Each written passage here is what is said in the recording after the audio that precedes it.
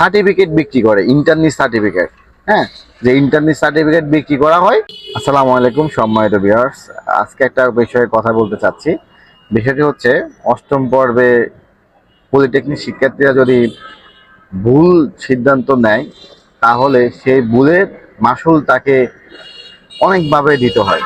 আমাকে অনেক student SMS করে যে ভাইয়া, আমি ডুয়েট কোচিংয়ে ছিলাম, আমি গভর্নমেন্ট চাকরিতে ছিলাম, এখন আমাকে পারিবারিকভাবে সাপোর্ট দিচ্ছে না, আমি এখন প্রাইভেট কোম্পানিতে চাকরি করব।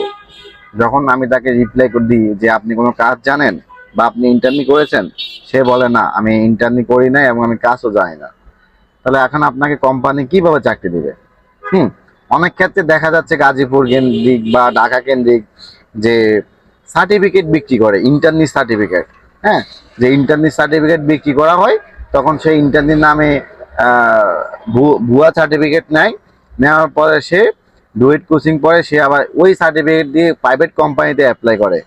তো ভাই, আপনার সার্টিফিকেট দিয়ে আপনি কি করবেন? আপনার যদি আমি একটা সিম্পল প্রশ্ন করি, আপনি সেই উত্তর দিতে পারবেন না। এই কারণে আমি আপনাকে বলি, আপনি গভর্নমেন্ট চাকরির প্রিপারেশনে যাবেন, নাকি ডুয়েট কোচিংয়ে যাবেন, নাকি প্রাইভেট সেক্টরে আসবেন, সেই সিদ্ধান্তটা আপনি শুরুতে আপনাকে